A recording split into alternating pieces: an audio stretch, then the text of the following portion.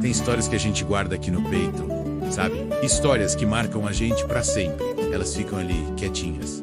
Mas de vez em quando o coração pede pra contar. Hoje eu vou abrir a porteira do meu peito e compartilhar uma dessas histórias com vocês. Uma que mudou tudo para nós aqui na roça, que virou nossa vida de cabeça para baixo, mas que no final mostrou o verdadeiro sentido de tudo. Então, senta aí, pega seu café ou seu chimarrão, que lá vem causo, um causo que eu garanto que vai te fazer pensar. Era um dia como qualquer outro aqui no sítio. O sol já tinha nascido, pintando o céu com aquele laranja que só quem é da roça conhece. O galo já tinha feito o trabalho dele, os passarinhos cantavam e eu já estava de pé, sentindo aquele cheirinho de terra molhada pelo sereno da noite.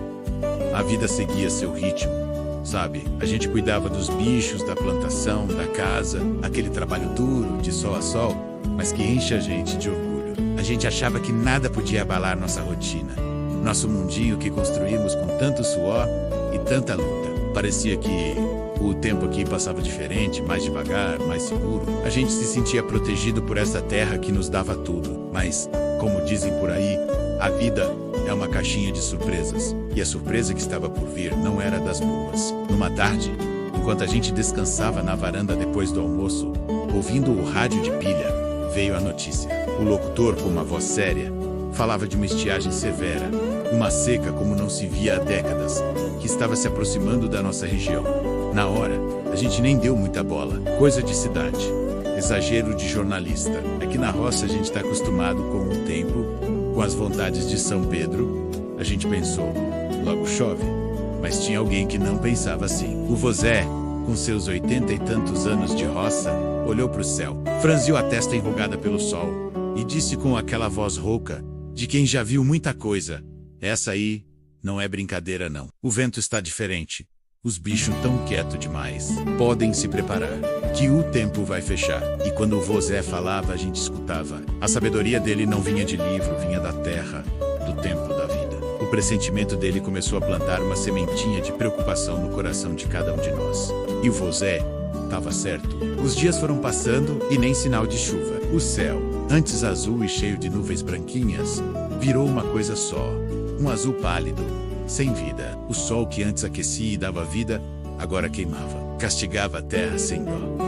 O verde das nossas plantações começou a dar lugar a um amarelo triste, amarelado de morte. O milho, que estava quase na hora de colher, começou a murchar no pé. O riacho que cortava nossa terra, onde os bichos matavam a sede e a gente se refrescava, foi diminuindo, diminuindo até virar só um fiozinho de água barrenta e depois só pedra e poeira. A gente olhava para os animais, via a sede nos olhos deles e o coração apertava de um jeito que doía. Cada balde de água que a gente tirava do poço parecia ouro líquido. A gente começou a racionar, a escolher o que era mais importante molhar.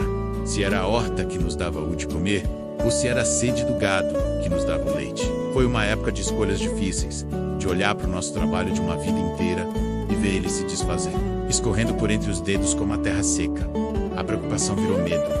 O medo virou desespero. As noites eram longas, a gente mal dormia, só pensando no que seria do dia seguinte. Parecia que a gente estava lutando uma batalha perdida contra um inimigo invisível e poderoso, a seca. E foi no auge desse desespero, quando a gente já estava quase sem esperança, que aconteceu algo que a gente nunca, jamais vai esquecer. Algo que mostrou que mesmo na pior das secas, a bondade ainda pode brotar. Foi quando a Dona Maria, nossa vizinha de cerca, uma senhora já de idade, viúva, que morava sozinha, fez algo que mudou tudo. Numa tarde, quando o sol estava mais quente e a poeira mais alta, a gente viu a Dona Maria vindo lá longe, caminhando devagarzinho pela estrada de terra. Ela vinha carregando 2 baldes pesados, um em cada mão. A gente achou estranho. O que será que ela queria? Quando ela chegou mais perto com o rosto suado e a respiração ofegante, a gente viu o que tinha nos baldes. Água limpa, cristalina. Ela parou na nossa porteira e disse, com um sorriso cansado no rosto: eu ouvi dizer que o poço de vocês secou de vez. O meu ainda tem um restinho. Eu guardei essa água para uma emergência, mas a emergência de vocês é a minha também. Na roça, a gente é família, não é? Naquele momento, gente, eu não sei explicar. Um nó se formou na garganta de todo mundo. Minha mãe começou a chorar baixinho. Meu pai, um homem duro, que eu nunca tinha visto derramar uma lágrima, ficou com os olhos cheios d'água. A gente não conseguia falar nada, só olhar para aquela mulher, para aquele gesto tão simples e ao mesmo tempo tão grandioso. Ela estava dando pra gente a última água dela, a água que ela guardava para sobreviver. Ela estava compartilhando a vida dela com a gente. Aquele gesto foi como uma chuva em pleno deserto. Não a chuva que molha a terra, mas a chuva que molha a alma, que lava o desespero e faz brotar a esperança de novo. Aqueles 2 baldes de água valiam mais do que todo o ouro do mundo. Eles nos mostraram o verdadeiro valor da comunidade, da união, de olhar para o lado e ver no vizinho um irmão. A atitude da Dona Maria foi como uma faísca, acendeu uma chama no coração de toda a vizinhança. No dia seguinte, outro vizinho apareceu com um pouco de milho que ele tinha conseguido salvar. Outro trouxe umas mandiocas. A gente começou a se juntar, a compartilhar o pouco que cada um tinha. Quem tinha um poço com um restinho de água, dividia. Quem tinha um pouco de comida guardada, repartia. A gente entendeu que sozinhos a gente ia perecer, mas juntos a gente tinha uma chance. A gente se reunia no final da tarde, não mais para lamentar, mas para planejar, para dar força um para o outro. E foi nessa união, nessa corrente do bem, que a gente encontrou a força para aguentar. E então, como um milagre, uma tarde o céu começou a escurecer.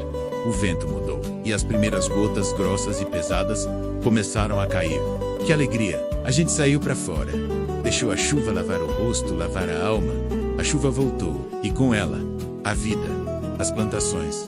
Aos poucos, começaram a se recuperar. Os brotos verdes voltaram a aparecer. Mas a maior lição não veio da chuva, veio da seca. A gente aprendeu que na roça, a maior riqueza não é a terra, não são os animais, não é a colheita farta. A maior riqueza é o coração das pessoas.